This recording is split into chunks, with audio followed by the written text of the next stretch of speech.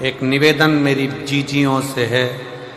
जितनी मेरी जीजियां शिव महापुराण की कथा इस जसपुर मायाली गांव मदेश्वर बाबा के चरणों में बैठकर सुन रही हैं, और जितनी मेरी जीजियां टीवी पर, मोबाइल पर, व्हाट्सएप पर, गूगल पर, फेसबुक पर, यूट्यूब पर कथा सुन रहे हैं, उनसे भी कहें,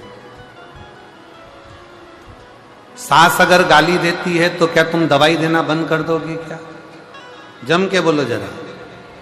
उसको तकलीफ हो रही है, सिर में दर्द हो रहा है, पाँव में तकलीफ हो रही है, तो तुम तो दवाई तो दोगी ना। बोलो तो जम के दो। सास का काम है गाली देना, उसको देन दो। सास का काम है अपशब्द कहना, उसको कहन दो।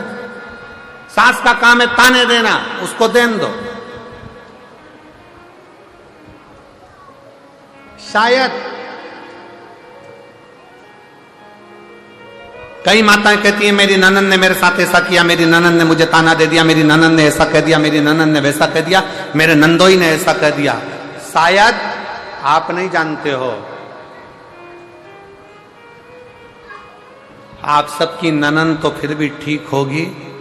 पार्वती जी की जो ननंद थी ना, पार्वती जी की जो ननंद थी वो इतनी प्रबल थी, इतनी प्रबल कि पार्वती मैया भोजन बनाकर गणेश जी के लिए रखकर जाती थी, मोदक बनाकर कार्तिकेय के लिए रखकर जाती थी, और पार्वती जी की ननंद छी प्रिया वो उस मोदक को उठाकर पूरा की पूरा नंदी को खिला देती थी।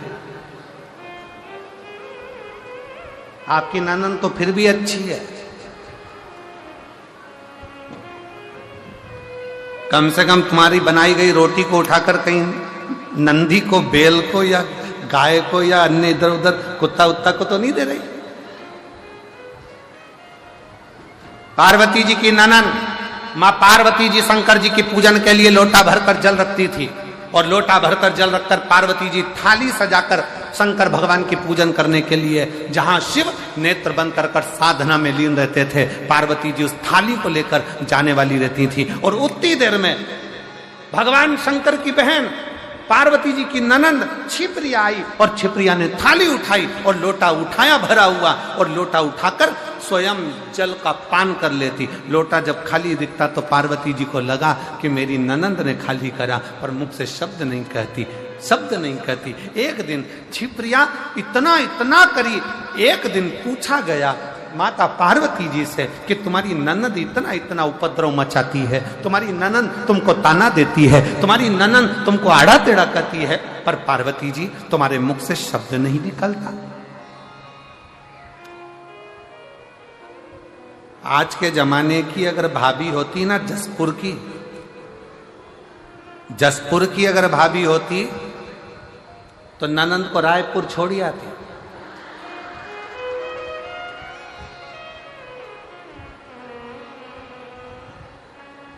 और दूसरी बार फोन भी नहीं लगाती कि तुम रक्षाबंधन पर।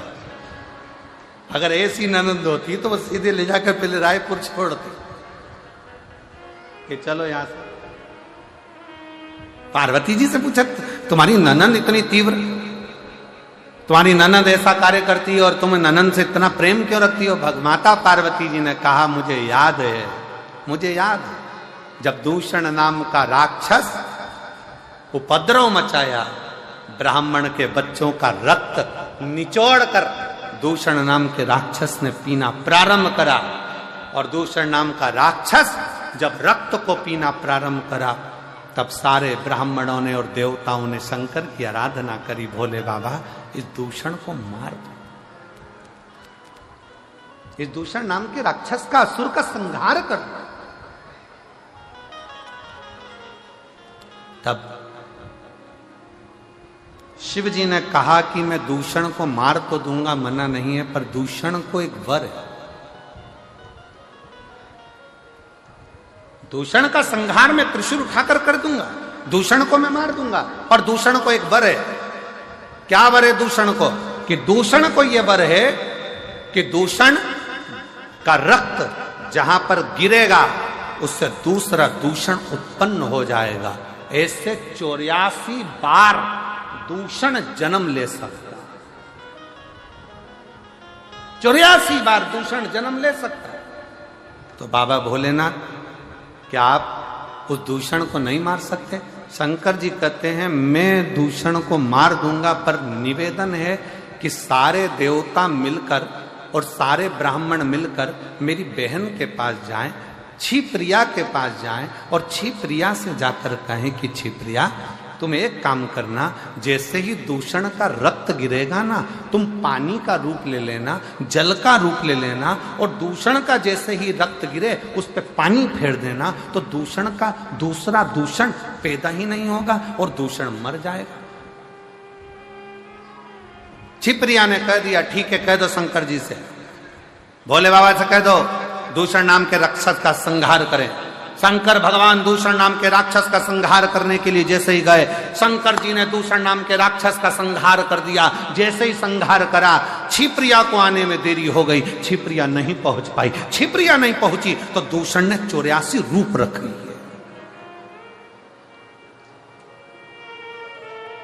अब जैसे ही दूषण ने 84 रूप रखे, 84 रूप धारण कर लिए दूषण ने, क्षिप्रिया जैसी आकर खड़ी हुई तो सारे ब्राह्मणों ने, संतों ने, भगवानों ने, सबने कह दिया मां आपको आने में देरी हो गई। इतने में तो दूषण ने 84 रूप रख लिए। अब क्या होगा? शंकर भगवान तो अपना रूप नहीं रख सकते, क्योंकि वो ओघड़दानी है, वो शंभु है, वो रूप कभी नहीं रख सकते। राम जी अगर पृथ्वी पर जन्म लेके अपना नारायण रूप रख सकते हैं, भगवान नारायण अपने अनेक रूप रख सकते हैं, ब्रह्मा जी अपने अनेक रूप रख सकते हैं, इंद्र अपना रूप बना सकता है, देवता देवी अपना रूप बना सकती है, पर शंकर कभी भी रूप नहीं रखते हैं। शंकर तो अड़भंगा है, एक रूप ही काफी है सारे जगत के कल्याण के लिए, इसलिए शिव को रूप रखने की जरूरत नहीं पड़ती।